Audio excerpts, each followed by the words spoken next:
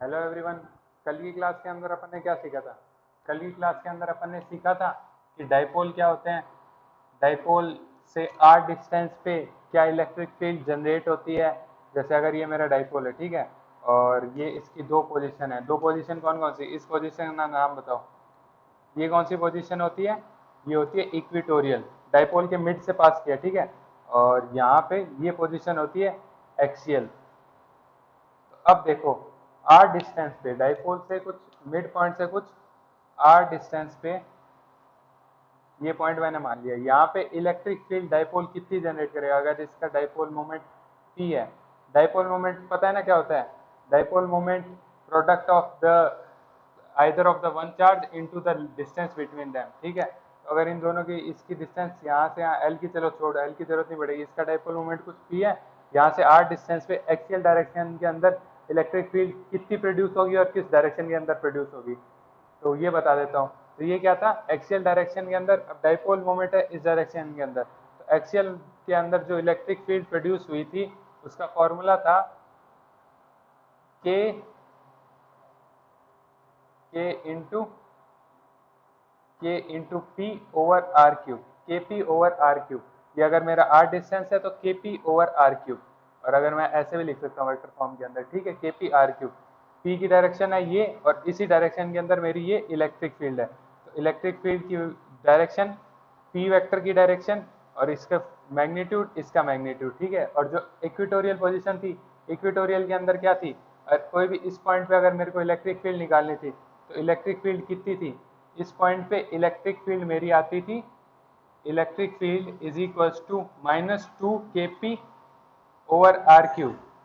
Minus का मतलब समझे? अब पी की डायरेक्शन थी अपनी इस डायरेक्शन के अंदर और माइनस का साइन मतलब इसकी जो इलेक्ट्रिक फील्ड, यहाँ पे जो इलेक्ट्रिक फील्ड होगी वो इस डायरेक्शन के अंदर होगी। उसका मैग्नीट्यूड क्या है? 2 kp ओवर आर क्यूब उसका मैग्नीट्यूड है और डायरेक्शन उसकी इस वाले पी वेक्टर के नेगेटिव के अंदर। तो इस चीज को अपन साइड में लिख लेते हैं। तो इलेक्ट्रिक फील्ड इक्विटोरियल पे है -2 kp ओवर आर क्यूब। और इक्विटो एक्सियल पोजीशन पे अपनी क्या है? Electric field kp over R cube. इतनी चीज समझ में आती है? तो अपन क्या करते हैं, पहले अपन एक क्वेश्चन कर लेते हैं। ये फॉर्मूला तुम्हारे पास है, फॉर्मूला को यूज करके एक क्वेश्चन करते हैं।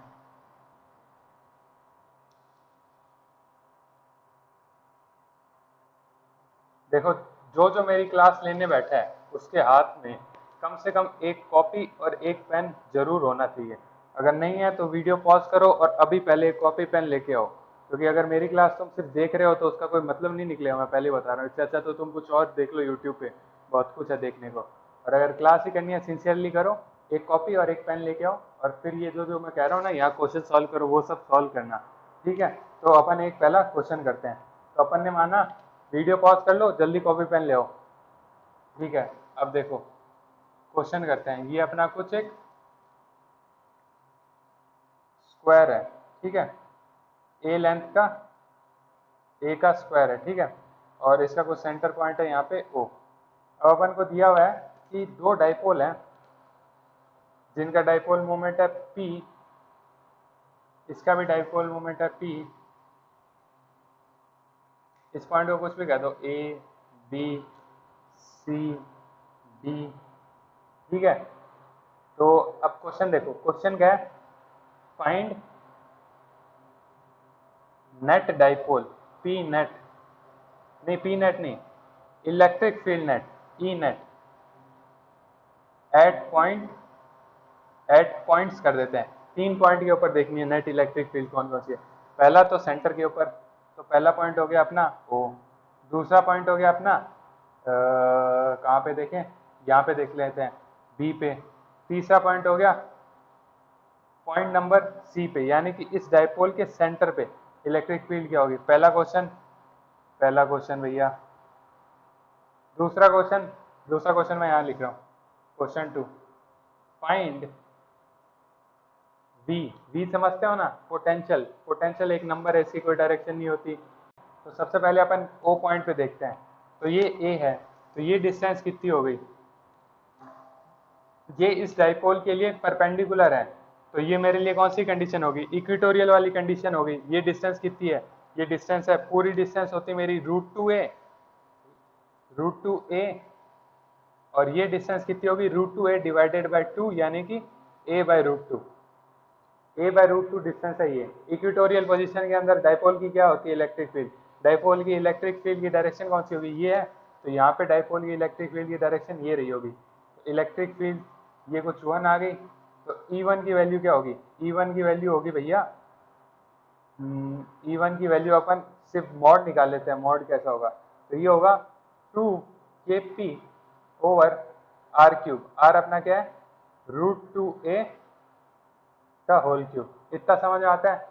मॉड निकाल लिया और डायरेक्शन अपन को पता है इस तरफ के अंदर, यानी कि OD की तरफ में इसकी डायरेक्शन है, OD की तरफ में, ठीक है। डायरेक्शन और मैग्नीट्यूड दोनों मिल गया, वेक्टर मिल गया अपन को, इलेक्ट्रिक फील्ड वेक्टर, उसकी डायरेक्शन मैग्नीट्यूड दोनों। अब इसकी वजह से कितनी इलेक्ट्रिक फील्ड होगी, इसकी वजह से सेम ये डायरेक्शन, ये P की इधर है और माइनस होता है, तो इसकी डायरेक्शन इधर, तो सेम ये भी इधर रहा होगा, इसे अपन कुछ E2 कह देते हैं। तो E2 कितना आएगा, E2 का मॉड कितना होगा, E2 का मॉड होगा भैया 2kp/√2a का होल क्यूब। समझ में आता है इतना, दोनों को ऐड कर दिया तो आंसर क्या आया, 2 × 2 4kp/2√2a³, यानी कि ये 2 गया और ये 2 गया, 2kp/√2a³। समझ में आया, नेट इलेक्ट्रिक फील्ड दोनों की ऐड होगी और ये यहाँ पे हो गया। आसान क्वेश्चन था, बढ़िया, जिन जिन ने सॉल्व किया अच्छी बात है भाई। अब अगला क्वेश्चन करके देखते हैं, सॉल्व नहीं किया तो अगला तो कम से कम कर लो बेशर्मो आदमियों, अगला क्वेश्चन सॉल्व कर लो यार। तो मतलब अगर जो, मैं सीधी सी बता रहा हूँ, जो सिर्फ मेरे क्वेश्चन देखता रहता है ना, उनसे IIT नहीं होने वाली, बात खत्म। जो क्वेश्चन सॉल्व करेगा उन्हीं से होगी। मुझे घंटा फर्क नहीं पड़ता, तुम मेरा चैनल लाइक या सब्सक्राइब करो, उससे कोई फर्क नहीं पड़ता, लेकिन मैं 4-4 घंटे लगाता हूँ ये क्वेश्चन वगैरह बनाने में और सब पढ़ने में, तो तुम एटलीस्ट सॉल्व तो करो, कुछ आउटपुट तो निकले। मेरा आउटपुट यही है, तुम अगर पढ़ लोगे तो वो मेरा आउटपुट है। लाइक सब्सक्राइब से मुझे कुछ फर्क नहीं पड़ता। अब देखो दूसरा अपन क्या करते हैं, यहाँ पे आ गया मैं, ये वाली इलेक्ट्रिक फील्ड मेरे को पता चली, मैंने ये हटा दी, ठीक है, ये मेरी हट गई। अब मैंने पॉइंट बी पे देखते हैं, पॉइंट बी पे इलेक्ट्रिक फील्ड कैसी होगी। मैंने क्या बताया था, डाइपोल को तोड़ लेना। अब मेरा पॉइंट है यहाँ पे, तो ये इसकी आ गई, ठीक है। तो अब मैंने दो डायरेक्शन के अंदर इस डाइपोल को तोड़ लिया। पहली डायरेक्शन इस पॉइंट OC के परपेंडिकुलर तोड़ लिया, एक ये हो गया, ठीक है। ये एंगल कितना होगा, ये 45 है, ठीक है, 45 दिया। अब अगर किसी ने नहीं सॉल्व किया तो अब कर लो, एंगल जो ये दिया हुआ है ये 45 डिग्री दिया हुआ है, ठीक है। तो ये 45 दिया हुआ है, और ये कितना हो गया, P/√2, या मैं कहूँ P sin थीटा।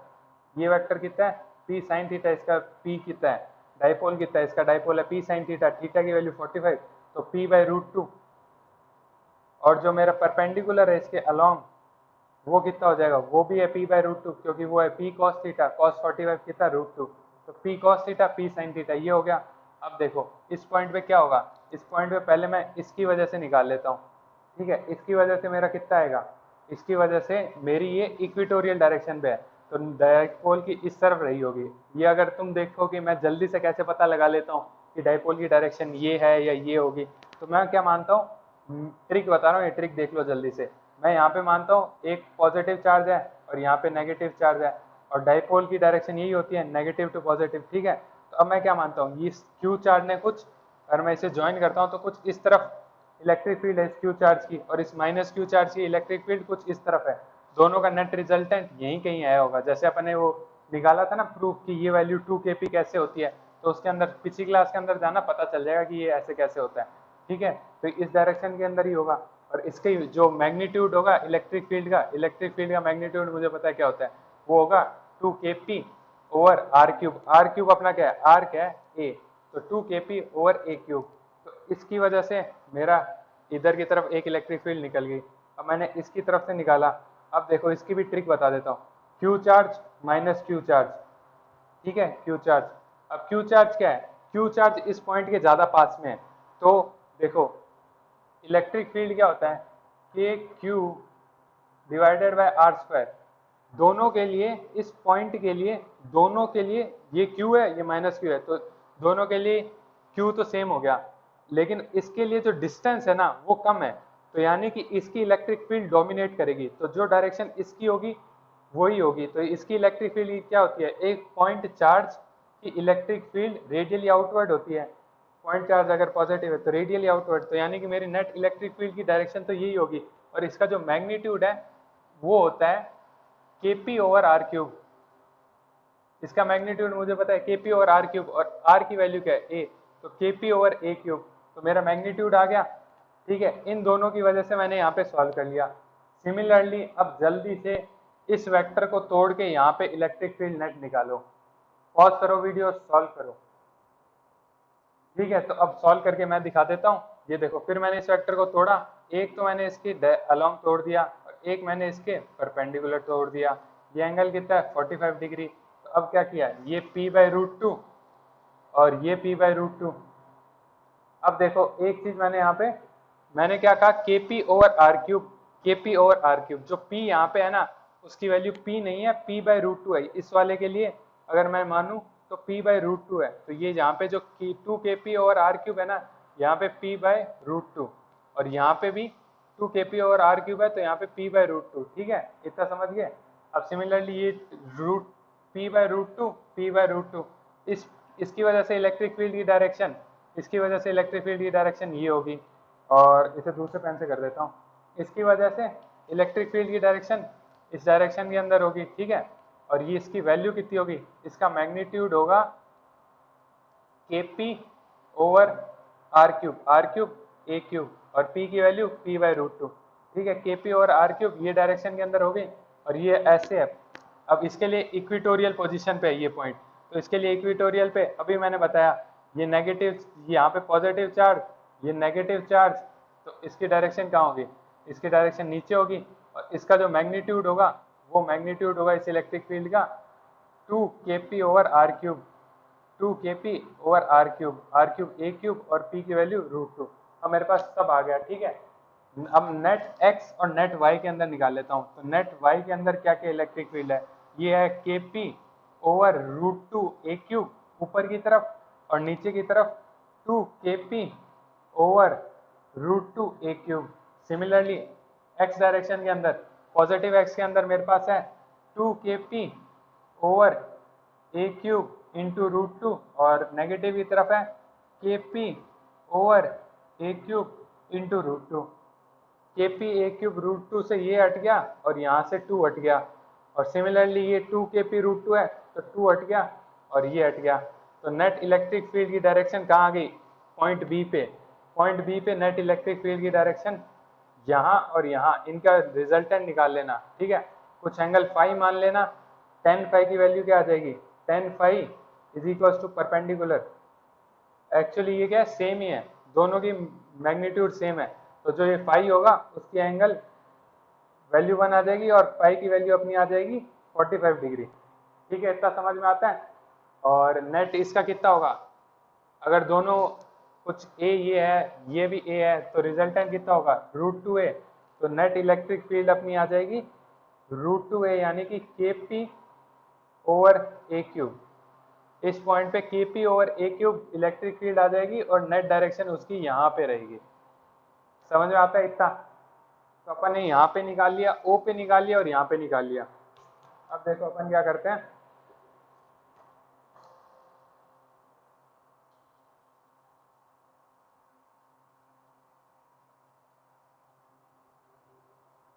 समझ में आ रहा है ना इतना। तो बेसिक है भाई, इक्विटोरियल पोजीशन और एक्सियल पोजीशन पे, और कोई भी जनरल पॉइंट के लिए निकालना हो तो उसे तोड़ दो दो हिस्सों के अंदर। ठीक है, अब अपन क्या करते हैं, इसे भी मैं थोड़ा साफ सुथरा, पूरा ही साफ सुथरा बना देते हैं। अब देखो, ये फिर से मैंने वो स्क्वायर बना दिया, और ये मेरा पॉइंट हो गया, और यहाँ पे कुछ डाइपोल है। ठीक है, यहाँ पे कुछ Q, ये माइनस Q। ठीक है, और यहाँ पे एक डाइपोल है P डाइपोल, दोनों PP है। ठीक है, और अब की बार मेरे को इलेक्ट्रिक फील्ड कहाँ निकालनी है, मेरे को इलेक्ट्रिक फील्ड इसी पॉइंट पे निकालनी है, यानी कि इन दोनों के मिड पे इलेक्ट्रिक फील्ड। तो एक तो इलेक्ट्रिक फील्ड इस डाइपोल की वजह से कुछ यहाँ पे आएगी, ठीक है, और एक इलेक्ट्रिक फील्ड इस क्यू चार्ज की वजह से, एक माइनस क्यू चार्ज की वजह से। अब अपन पहले क्यू और माइनस क्यू का हिसाब कर देते हैं। तो अब अगर ये मेरा कुछ डिस्टेंस है क्यू और ये है माइनस क्यू, दोनों के मिड में इलेक्ट्रिक फील्ड कितनी आएगी? दोनों के मिड में इलेक्ट्रिक फील्ड तो ई नेट तो जीरो ही होगी। अब कैसे होगी जल्दी से बता देता हूँ, K Q over R square, K Q by R square, point charge की वजह से K Q by R square, direction क्या है? पॉजिटिव है, तो डायरेक्शन पॉइंट चार्ज कैसा है? अपना पॉजिटिव है, तो डायरेक्शन इसकी रेडियली आउटवर्ड होगी, तो ये आ गई इसकी। और जो ये है, जो ये अपना नेगेटिव चार्ज है, इसकी वजह से कितनी होगी? अच्छा, नेट जीरो नहीं हो रही है, एक मिनट, इसका आंसर क्या आएगा? इसका आंसर आएगा, और ये इसकी वजह से कितनी होगी? इसकी वजह से हो जाएगी अपनी के क्यू ओवर आर स्क्वायर, ठीक है। ये क्या नेगेटिव चार्ज है अपना, तो ये भी अपनी तरफ बुलाता है, तो ये हो गई इसकी। तो नेट आंसर क्या आना चाहिए? 2 KQ ओवर आर स्क्वायर, और आर की वैल्यू क्या है? आर की वैल्यू है L/2 का होल स्क्वायर। समझ में आता है? L/2 का होल स्क्वायर, यानी कि एक इलेक्ट्रिक फील्ड नेट यहाँ पे आ गई। तो डाइपोल के मिड पॉइंट पे कितनी इलेक्ट्रिक फील्ड होगी? डाइपोल के मिड पॉइंट पे इतनी इलेक्ट्रिक फील्ड होगी, और वो पॉजिटिव क्यू से नेगेटिव क्यू की तरफ होगी उसकी डायरेक्शन, डाइपोल के मिड पॉइंट पर। तो एक अपनी इलेक्ट्रिक फील्ड आ गई इन दोनों की वजह से। अब अपन क्या करते हैं, अब अपन डाइपोल की इलेक्ट्रिक फील्ड दूसरे डाइपोल की वजह से निकाल लेते हैं कि इसके मिड पे दूसरे वाले की वजह से कितनी इलेक्ट्रिक फील्ड होगी। तो इसके लिए क्या है? इसके लिए ये कौन सी पोजीशन है? ये इसके लिए इक्वेटोरियल पोजीशन है। इक्वेटोरियल पोजीशन पे डाइपोल की क्या होती है? Electric field. तो इलेक्ट्रिक फील्ड की डायरेक्शन कौन सी होगी? उसकी उसकी वजह से इलेक्ट्रिक फील्ड की डायरेक्शन कुछ ये होगी, और इसका मैग्नीट्यूड क्या होगा? उसका मैग्नीट्यूड हो जाएगा 2kp over R cube, 2kp over R cube. और ये आर क्या लेंगे अपन? आर अपन ले लेंगे ये, तो ये क्या है? √2a, √2a, 2kp over R cube. तो ये हो गया √2a, यानी कि 2kp ओवर 2√2a क्यूब। तो 2 से ये 2 गया, ठीक है। तो नेट इलेक्ट्रिक फील्ड कितनी आ जाएगी? नेट इलेक्ट्रिक फील्ड इन दोनों का समीशन आ जाएगी, वो नेट इलेक्ट्रिक फील्ड है। नोट्स के अंदर चेक कर लेना, नोट्स के अंदर मैंने जल्दबाजी में शायद से यहाँ पे जीरो मान ली, तो वो जीरो नहीं होगी क्योंकि अपन ने अभी निकाल के देखा है, ठीक है। तो ये होगी ई नेट। तो नोट्स एक बार देख लेना, वैसे मैं करेक्शन कर दूंगा, अगर नहीं किया हो तो ये आएगी अपनी ई नेट इस डायरेक्शन के अंदर, और ये इसकी वजह से और इसकी वजह से, ठीक है। अपन इसका हो गया। अब सारे है ना, तुम एक काम करना, तुम्हारे लिए होमवर्क है, पोटेंशियल कैसे निकालते हैं सारे पॉइंट्स पे, इन तीनों पॉइंट्स पे पोटेंशियल कितना निकलेगा वो सब तुम्हें निकालना होमवर्क है, तो करना वो। और करने के बाद मैंने नोट्स में भी नहीं दे रखा, तो करना। अगर नहीं आता तो पिछली क्लास में जाना, नोट्स रिवाइज करना। और इक्विलिब्रियम पोजीशन, पोजीशन क्या होगी? स्टेबल इक्विलिब्रियम है, अनस्टेबल इक्विलिब्रियम है, कोई भी अगर इक्विलिब्रियम है वो स्टेबल है या अनस्टेबल है वो सीखते हैं। तो अगर देखो, अगर एक पहाड़ है, ठीक है, और एक मेरी ये ऐसी प्याली है एक टाइप से, मान लो इस प्याली के अंदर अगर मैंने कुछ बीड रखी, और एक एकदम उल्टी प्याली, प्याली को उल्टी कर दिया और उसके ऊपर एक बीड रखी, दोनों ही केस के अंदर बीड पहले तो उसके ऊपर मतलब नेट एफ नेट जीरो है इस पोजीशन के अंदर जहाँ पे ये पड़ी हुई है, दोनों एफ नेट जीरो है, और v is equal to zero, कुछ मूवमेंट वगैरह नहीं हो रही इनके भी अंदर। जो वेलोसिटी है वो दोनों ही पोजीशन पे, पोजीशन ए और पोजीशन बी, दोनों पोजीशन के अंदर जीरो है वेलोसिटी, ठीक है। तो अब क्या होता है, दो तरीके के इक्विलिब्रियम होते हैं, एक होता है स्टेबल इक्विलिब्रियम, स्टेबल इक्विलिब्रियम, और एक होता है अनस्टेबल इक्विलिब्रियम।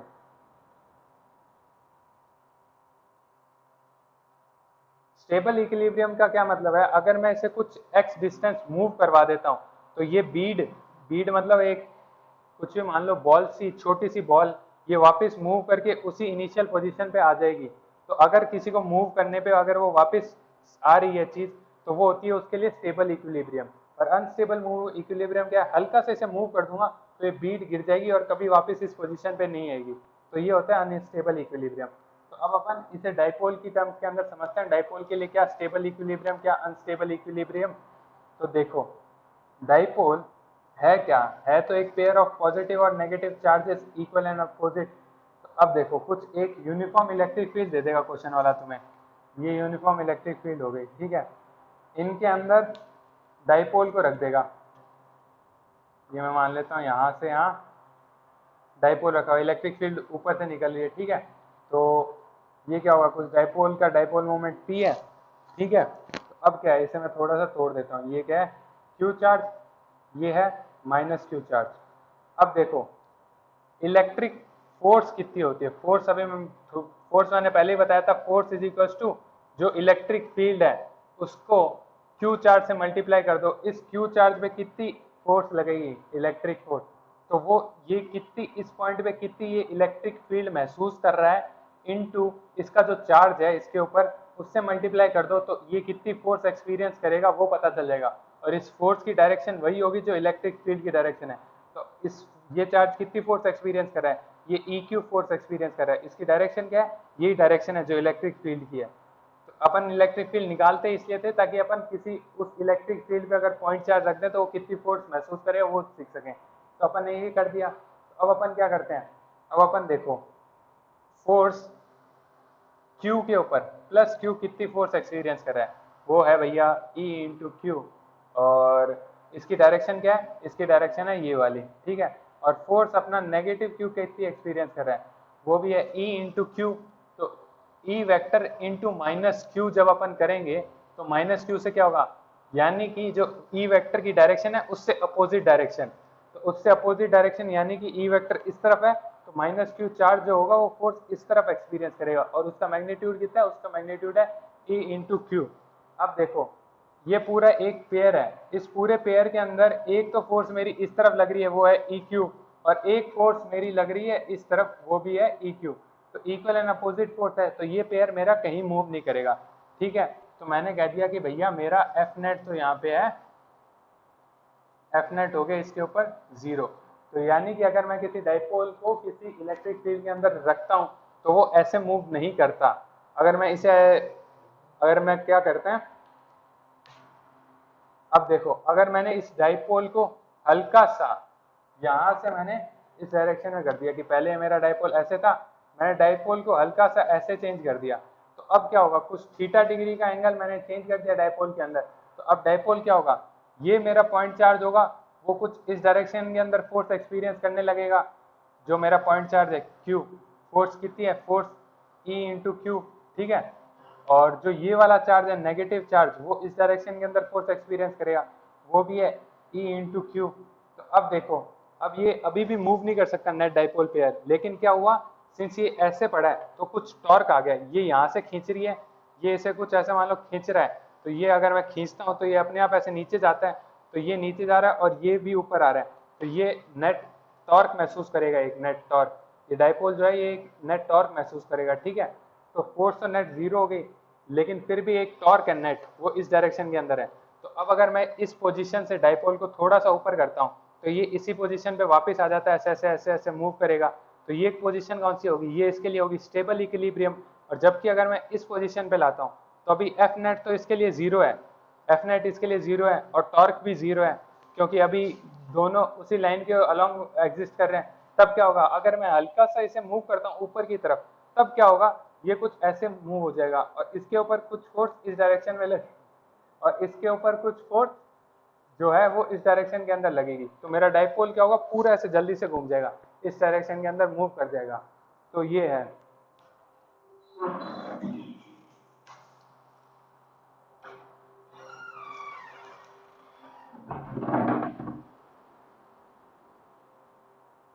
तो मेरा जो ये नेट डाइपोल है ये ऐसे मूव कर जाएगा।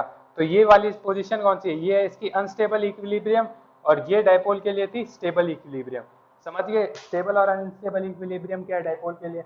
अब देखो अब अपन आगे क्वेश्चन करते हैं।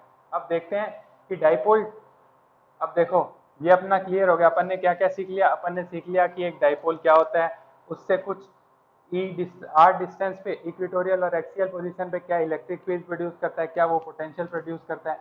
अब अपन जो चीज सीख रहे हैं ना वो है कि डाइपोल कितना टॉर्क महसूस करता है। अगर कुछ एक इलेक्ट्रिक फील्ड के अंदर मैंने किसी डाइपोल को रख दिया, ये मैंने किसी इलेक्ट्रिक फील्ड के अंदर, यूनिफॉर्म इलेक्ट्रिक फील्ड के अंदर मैंने अगर किसी डाइपोल को रख दिया और ये कुछ ऐसे एंगल पे है, ठीक है, कुछ थीटा एंगल पे है, तो ये कितना टॉर्क महसूस करेगा, अपन वो सब सीख रहे हैं कि ये कैसे, कितना टॉर्क कैसे महसूस करेगा। एफ नेट तो 0 होगी यानी कि डाइपोल मूव नहीं करेगा, ऐसे ऐसे मूव नहीं करेगा, आगे या फिर पीछे मूव नहीं करेगा, ये बस ऐसे घूम सकता है। तो ये कितना टॉर्क महसूस करेगा अपन वो देखते हैं।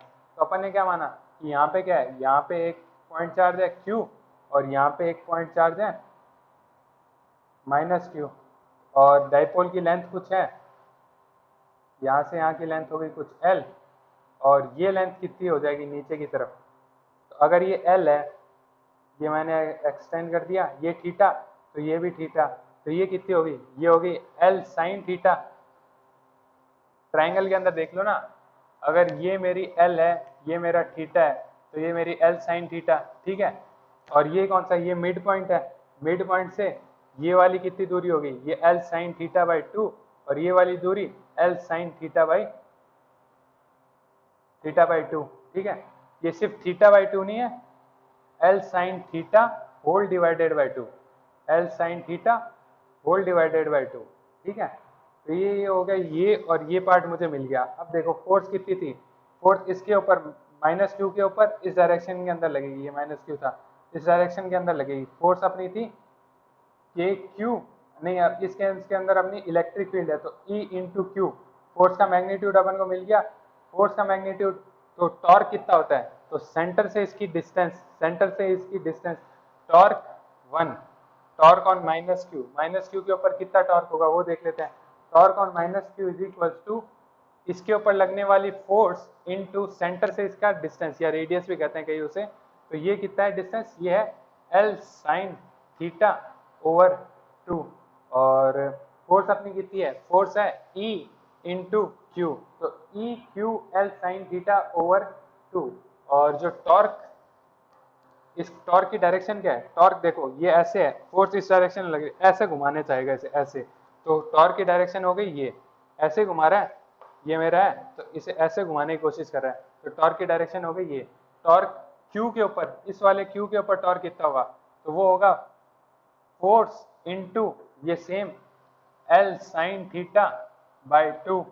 फोर्स अपनी कितनी है, फोर्स अपनी है E into Q, into L sin theta by 2। इसकी डायरेक्शन क्या है, फोर्स इसके ऊपर लग रही है यहाँ। अब अगर मेरी फोर्स यहाँ लग रही है तो ये ऐसे घूमना चाहेगा, तो इसका भी टॉर्क हो गया ऐसे, तो इसका भी टॉर्क, सिंस दोनों का टॉर्क सेम डायरेक्शन के अंदर है, तो नेट टॉर्क कितना हो जाएगा, नेट टॉर्क हो जाएगा E L sin थीटा, दोनों को ऐड कर देना, ठीक है। और Q इंटू एल अपन को पता है क्या होता है, Q इंटू एल होता है अपना P, तो ये हो गया P।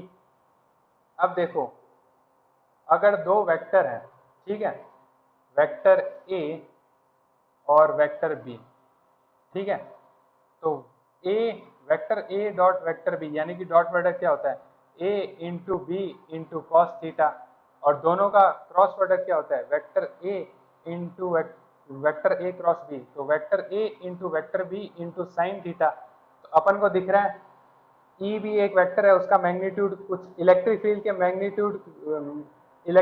मैग्नीट्यूड E, और वेक्टर P के मैग्नीट्यूड यानी कि मैग्नेटिक मोमेंट के मैग्नीट्यूड है वो है P, और ये साइन थीटा। तो अपन इस चीज को लिख सकते हैं ना, torque net is equals to E cross P। समझ में आई बात, E cross P, torque net is equals to E cross P। ये समझिए टॉर्क नेट कितना निकलेगा और कैसे निकलेगा, समझ में आ गया। अब अपन आगे करते हैं। देखो यही था, इस पे सवाल बनते हैं कि अगर मेरी इलेक्ट्रिक फील्ड ये है तो नेट वेक्टर कितना टॉर्क, ये नेट जो मेरा डाइपोल है वो कितना टॉर्क महसूस करेगा। तो इस फॉर्मूला के अंदर सिंपल सी वैल्यू पुट कर देना, E P sine theta. Sine theta क्या है, एंगल बिटवीन इलेक्ट्रिक फील्ड और जो अपना डाइपोल है उसके बीच का जो भी एंगल है। क्वेश्चन में ज़्यादा इसमें नहीं करा रहा, डीपीपी वगैरह तो मिल जाएगी। और अभी मैंने एक नई चीज़ शुरू की है, वो है डिजिटल डीपीपी। डिजिटल डीपीपी क्या है कि तुम देख लेना, वैसे एक गूगल फॉर्म टाइप में मिल जाएगा, क्वेश्चन मिल जाएंगे और उसके अंदर हर एक का आंसर टिक कर देना, जैसे option A B C D, और वो गूगल फॉर्म के अंदर ही है। और अगर तुम चाहो तो सिर्फ वो जो एक क्वेश्चन पेपर है ना, उसे सिंपली कॉपी भी कर सकते हो, मतलब वो सेव भी कर सकते हो कि अगर तुम्हें है कि मैं ऐसे सॉल्व नहीं करूंगा, मुझे सिर्फ हार्ड कॉपी दे दो डीपीपी की, तो वहाँ से गूगल फॉर्म नीचे लिंक में मिल जाएगा, उस पर क्लिक करके उसे सेव कर लेना। और अगर तुम सही से देना चाहते हो तो ऐसा होगा, क्वेश्चन लिखे होंगे कुछ, उनके नीचे लिखा होगा क्वेश्चन 1 के 4 आंसर 4 ऑप्शन, और क्वेश्चन बी के 4 ऑप्शन, फिर ऐसे ऐसे ऐसे ऐसे और जब तुम सारे फिल कर दोगे और सबमिट पे क्लिक कर दोगे ना, तब क्या होगा कि जैसे सबमिट पे क्लिक कर लिया तो तुम्हें बता देगा कि कौन सा क्वेश्चन तुम्हारा सही है, कौन सा क्वेश्चन तुम्हारा गलत है। इससे मेरे को क्या फायदा होगा, इससे मेरे को ये फायदा होगा कि मेरे को पता चल जाएगा कि तुम लोग कौन से क्वेश्चन गलत कर रहे हो, कौन से क्वेश्चन सही कर रहे हो। तो मैं उस हिसाब से वो तैयार कर पाऊंगा कि कौन से क्वेश्चन मेरे को डिस्कस करने हैं और या नहीं करने, तो मुझे पता चलेगा। और तुम्हारे लिए क्या फायदा है, तुम्हारी एक तरह से ऑनलाइन एग्जाम की प्रैक्टिस हो जाएगी। अब अपन क्या करेंगे, अब अपन निकालते हैं, अगर जैसे मेरे ये इलेक्ट्रिक फील्ड है, electric field uniform electric field है, ठीक है, और इसके अंदर मैंने कुछ अपना एक डाइपोल रख रखा है। डाइपोल कुछ एक थीटा एंगल सबटेंड करता है यहाँ से, ठीक है। तो अब ये डाइपोल कुछ नीचे की तरफ मूव करना करेगा, ये मेरा जो डाइपोल है ये नीचे की तरफ मूव करेगा। तो नीचे की तरफ मूव क्यों कर रहा है, तो सिंपल सी बात है, अगर देखो, अगर मैंने इस केस के अंदर मैंने क्या कहा, मैंने ये बीड को रखा था, मैंने कुछ एक एक्स डिस्टेंस आगे मूव किया, तो यहाँ पे इसने कुछ पोटेंशियल एनर्जी डेवलप कर ली। पोटेंशियल एनर्जी कम करने के लिए वो यहाँ पे फिर से आया, तो कुछ पोटेंशियल एनर्जी का लेन देन हुआ, वही केस यहाँ पे है। तो अगर मैंने कुछ यहाँ पे रखा तो नेट पोटेंशियल एनर्जी ये कौन सी है, स्टेबल इक्विलिब्रियम, तो सबसे कम है यहीं से यहाँ पे पोटेंशियल एनर्जी। यहाँ पे कुछ भी अगर मैं ऐसे मूव करूंगा तो कुछ एक पोटेंशियल एनर्जी डेवलप होगी, तो वो पोटेंशियल एनर्जी कितनी होगी, डेल्टा यू, वो अपन को पता लगाना है। तो अब अपन क्या करते हैं, जितनी इसके अंदर पोटेंशियल एनर्जी डेवलप होगी, तो पहले अपन क्या करते हैं, अपन कुछ एक वर्क निकाल लेते हैं, इलेक्ट्रिक फील्ड ने कितना वर्क किया इसके ऊपर। कुछ अगर मैं मानता हूँ कि मैंने ये डाइपोल लिया और मैंने इसे छोड़ दिया, तो इलेक्ट्रिक फील्ड कुछ वर्क करेगी इसे ऐसे मूव कराने के अंदर, रोटेट कराने के अंदर, तो वो वर्क कितना होगा वो निकाल लेते हैं। तो अपना डी डब्ल्यू कितना होगा, D W is equals to integration of F dot D S, F dot D S हो गया, वो इक्वल्स टू क्या होगा, एफ डॉट डी एस। और अब ये सिंस रोटेशन मोशन है इस केस के अंदर, एफ को मैंने टाउ से चेंज कर दिया और जो मेरा डी एस है उसे मैंने डी थीटा से चेंज कर दिया, तो ये हो जाएगा integration of tau dot D S D theta. तो ये मैं यहाँ से यहाँ कुछ मूव करा रहा हूँ इसे, ठीक है, डी थीटा एंगल। तो मेरा इंटीग्रेशन कहाँ से शुरू, जीरो से शुरू और थीटा डिग्री तक ये। अब मैंने अभी क्या सीखा, टाउ जो होता है वो होता है E cross P, E vector cross P vector. तो मेरा इंटीग्रेशन क्या बन जाएगा, D W is equals to integration of E dot P into sine theta into D theta, और ये वैल्यू कहाँ से कहाँ तक, जीरो से लेके थीटा तक। तो ये मेरी कितनी आ गई, ये मेरी आ गई E P into minus E P into cos theta, और थीटा का इंटीग्रेशन जीरो से लेके थीटा तक, ठीक है, जीरो से लेके थीटा। तो मेरी डी डब्ल्यू कितनी आ गई, ई पी इंटू जीरो को मैं माइनस से मल्टीप्लाई कर दिया तो मेरी लिमिट उल्टी हो गई, तो ये हो गया जीरो और नीचे आ गया थीटा। तो कॉस जीरो यानी कि वन माइनस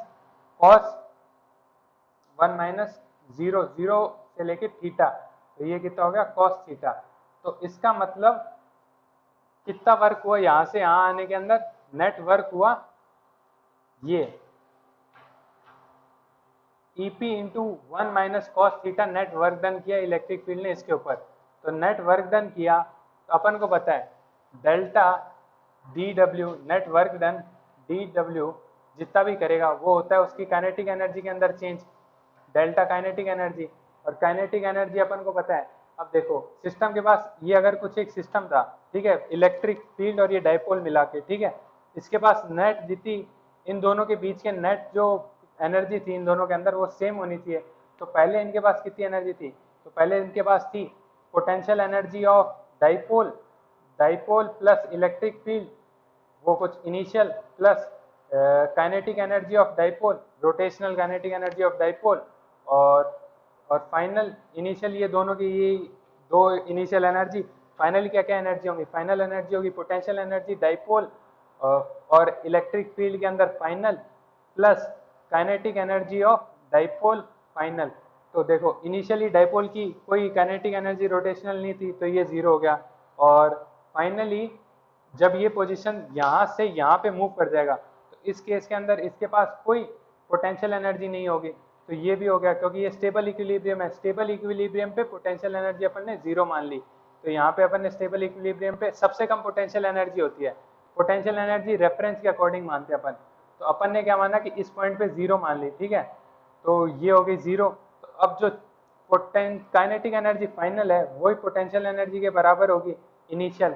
तो काइनेटिक एनर्जी अपन को पता है वर्क डन के बराबर यानी कि इतनी है, तो वही होगा इसके अंदर कितनी पोटेंशियल एनर्जी है। तो अगर मैं कुछ थीटा डिग्री से इसे रोटेट कर लेता हूँ, जीरो से अगर मैंने कुछ थीटा डिग्री रोटेट कर दिया डाइपोल को, तो इसके अंदर कितनी पोटेंशियल एनर्जी स्टोर हो जाएगी, EP into 1 minus cos theta.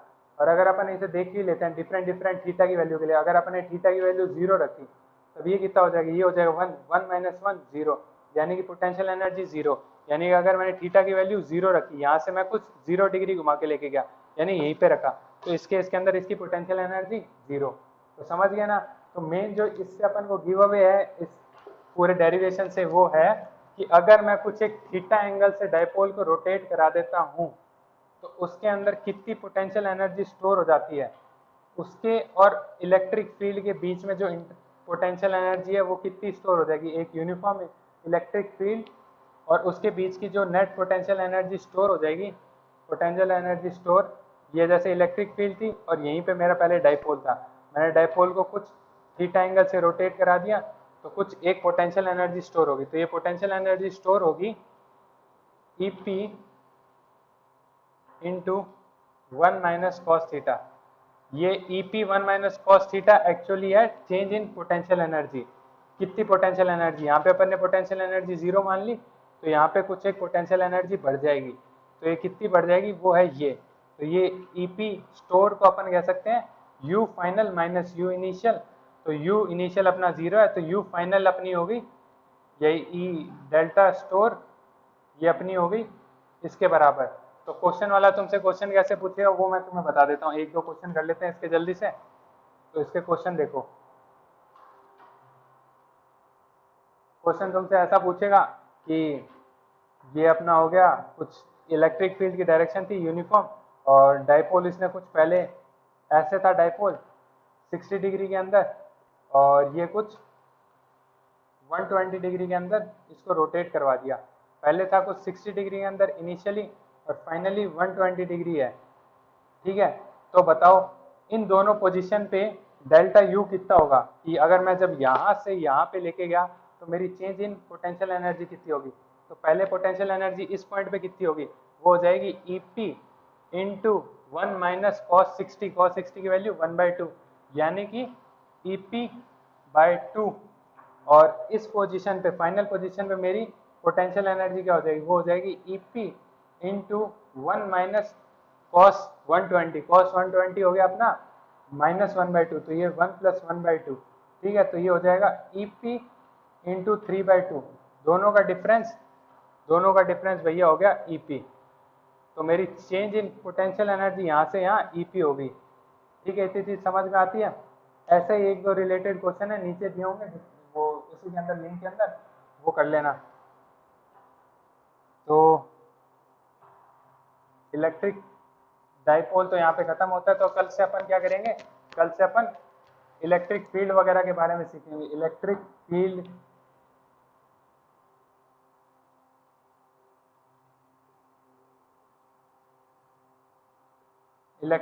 Lines वगैरह के बारे में सीखेंगे, क्या होती है, कैसे काम करती है, वो सब कल से अपन सीखेंगे। बड़ी बड़ी बात बता दो ना, इलेक्ट्रिक फील्ड लाइन क्या होती है। इलेक्ट्रिक फील्ड मान लो कुछ भी ऐसे मेरा पॉइंट चार्ज है, ठीक है, उससे मैंने कुछ कहा था कि ये इलेक्ट्रिक फील्ड निकल रही है। तो इलेक्ट्रिक फील्ड क्या होती है, electric field versus electric field line क्या होता है। तो इलेक्ट्रिक फील्ड अपनी एक वेक्टर है जिसका एक डायरेक्शन है और एक इसका मैग्नीट्यूड है। मैग्नीट्यूड कुछ इसका मैग्नीट्यूड है, ये इसका मैग्नीट्यूड है, और इसकी जो डायरेक्शन है ना वो ही होती है इलेक्ट्रिक फील्ड लाइन उस पॉइंट पे। अब जैसे अगर इस पॉइंट पे इलेक्ट्रिक फील्ड की डायरेक्शन ये है तो यहाँ पे इलेक्ट्रिक फील्ड लाइन भी यही होगी। तो ऐसे अलग अलग अलग अलग अलग अलग पॉइंट पे इलेक्ट्रिक फील्ड का जो डायरेक्शन होगी ना वो जब अपन कर देंगे तो उससे एक इलेक्ट्रिक फील्ड लाइन बन जाएगी पूरी। जैसे इसके अंदर ये इलेक्ट्रिक फील्ड लाइन है, ठीक है। इलेक्ट्रिक फील्ड लाइन बेसिकली बताती है कि कैसे इलेक्ट्रिक फील्ड मूव कर रही है, इलेक्ट्रिक फील्ड की डायरेक्शन क्या है पूरे प्लेन के अंदर, तो वो इलेक्ट्रिक फील्ड लाइंस होगी। तो अपन कल से ये करेंगे, फिर से कंटिन्यू करेंगे इसे। और डाइपोल वगैरह के क्वेश्चन मैं नीचे दे दूंगा डिस्क्रिप्शन के अंदर। तो वो सॉल्व कर लेना जितना भी है। अगर क्वेश्चन डेली के डेली कर लेते हैं ना तो वो चैप्टर अपना मजबूत हो जाता है, बाद में क्वेश्चन करने में वो चैप्टर फिर मतलब वो बात नहीं रहती, जो जो पढ़ी थ्योरी उसी के क्वेश्चन साथ साथ करते रहे।